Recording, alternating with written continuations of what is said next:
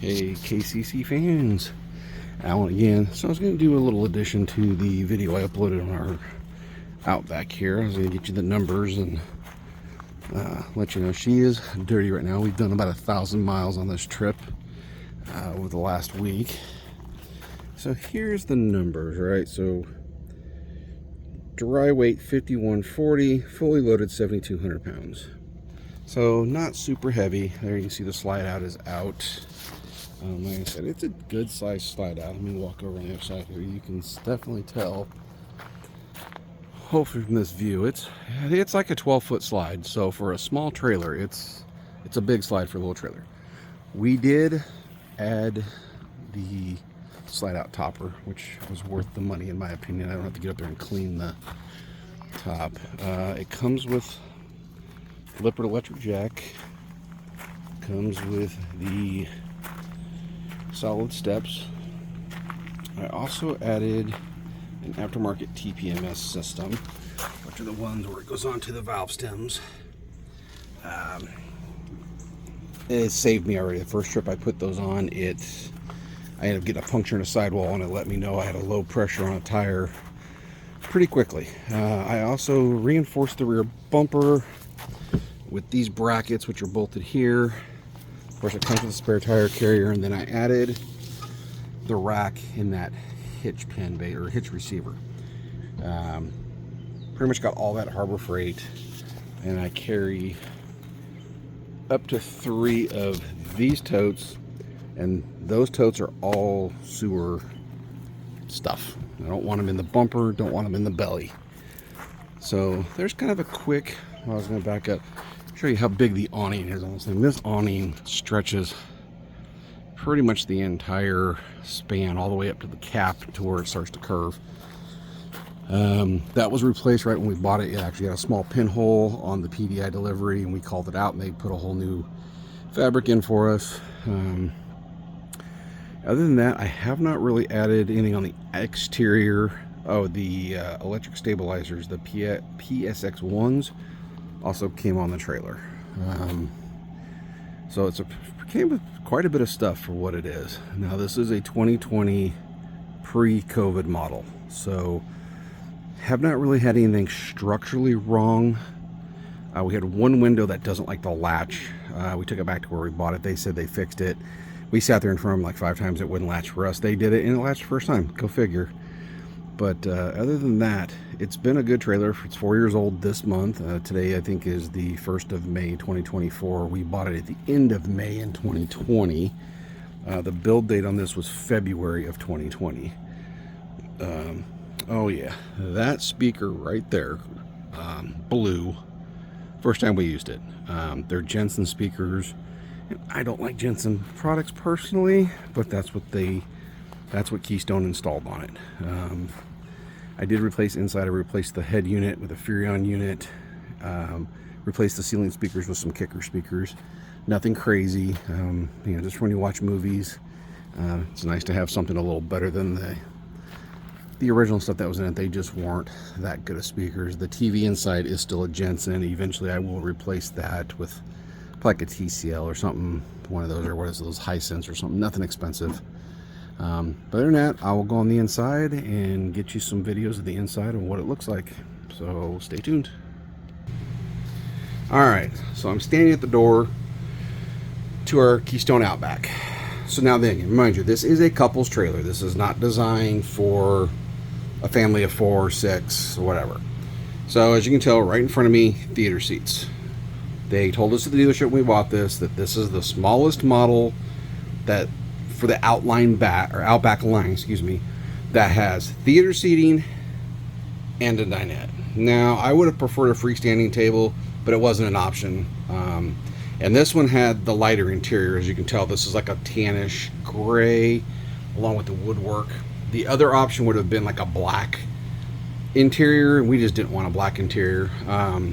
So as soon as you walk in, to the right is queen size bed with storage. Little tip we've learned, it's great and all, but that shelf right here, if you're not careful and you sit up wrong, you knock yourself out. It'll smack you right in the head. Second, when you're making the bed, it is a pain to get on either corner up here. So what does Brand do? She actually gets in the bed, pulls the covers up to her, and then fangles her way out somehow. There is where the stereo is. This is the Furion unit I put in. My clock's an hour off, but that's okay. Much better sound than the original Jensen. And then again, the Jensen TV is here, off to the right. Now that does pull out, pivot. It does not tilt up and down, but it does pull out and swivel left and right. So if you're in bed, you can watch it, turn it towards the bed. If you are in the theater seating, you can turn it over this way and it'll face that way. Obviously, there's the door. It does have the screenshot, which helps close the screen. It actually does slam the screen door, so we kind of try to be careful with it. I did have to add the shade. Those things are like 20, 30 bucks. Why manufacturers just don't put them in is beyond me. We added the key holder because I hated looking for keys. It does have the ducted venting for the AC unit, which is on right now, so I don't know if you can hear it running. It's not super loud. It is the Coleman Mach 4, I believe. So again, the slide here all the way to here is the slide. So you get your stove, your fridge, your pantry. The bottom one, believe it or not, is a garbage can, and it comes with the garbage can. They actually cut it up to fit and everything, and there is a floor/ceiling, if you will, so your garbage is not in with your food products that are in the pantry, which is nice. Fold down table that does fold down. Storage under the seats. With this, we didn't know that at first. They didn't tell us. Pull the backrest off, pull the bottom cushion, and they flip it towards the table, which is why I didn't realize they were there. Like I said, overall good camper. We do like it. And it is the Coleman Mach. I think it's a Mach 3. One thing I wish they would have done differently, and like I said, no camper's perfect. If you look over here by the door, there's my hand on the wall. There is a bunch of room right here. Why they put the entire control panel all the way back here at the bathroom is beyond me. So if you want to, when you come in this thing, you don't have anything right at the door. Everything is back here. So go figure. Do have a nice window looking out on the campsite. It is actually it's a big window for a small trailer. You do have a small window over the sink is in the very back. Bathroom is not very big. I'm not really going to go into it. We store more stuff in the tub than we use. You walk in, toilets right here, sink, vanity, shower, nothing special. Could the bathroom be bigger? Yes. In a trailer this size, I don't really think they had much option. The best they could have done is maybe squeaked a couple inches this way. But how much time do you really spend in the bathroom, right? So in the sink, hard surfaces, back window, side window, and then a window over the stove. Another complaint I have with the Furion, this particular vent hood, it does not vent outside. It's useless. Other than the light, the fan mix is loud. It doesn't do anything. It just makes a bunch of noise. I took it to the dealer and asked about it, and they said this particular model, their excuse was because of this window, they can't put a vent outside. I don't exactly agree with that, but whatever. Eventually, I may do something with it, maybe not. Another addition I did put in was one of the Max Air vents. So it'll pull air in, pull air out. It has a temp setting. Because the ceiling, as you can tell, I can reach the ceiling quite easily in here. Now, I'm about 6 foot. The ceiling in the middle is probably 7. And you're probably about 6'8" on the sides here. There's one of the kicker speakers I put in. The other one's right over there. LED lights throughout. There are LED lights underneath the seats. So at night when we're hanging outside, we'll leave those on and turn all the other lights off. Doesn't really attract bugs. I didn't really show it on the awning. This does not have an awning light strip right up against the edge of the coach. They're out on the arms. They're probably like a 4 or 5 inch set of LEDs that shine kind of upward at the awning. I've never seen that on any other trailer. We really don't use it because 1, they attract bugs, and why would you want bugs at your doors? 2, if you walk away and come back, the light kind of hits you in the face. So, That's probably the only things I don't really care for in here. I mean, it does have a microwave up there, so I guess I didn't cover that. A good sized pantry for what it is. 8 cubic foot fridge. I just fixed this actually. The day we left on this trip, the check light was on and the little piezo buzzer wouldn't stop. Didn't matter if it was in gas or automatic, it just wouldn't do anything. I did some troubleshooting. Of course, I YouTubed a bunch of stuff, found out it had a bad circuit board. Had the board delivered to our second location that we were staying. Fixed it in about 5 minutes. We're good to go. Luckily, I have a portable car refrigerator, if you will, fridge freezer. That saved our butt for the first couple days until that was fixed.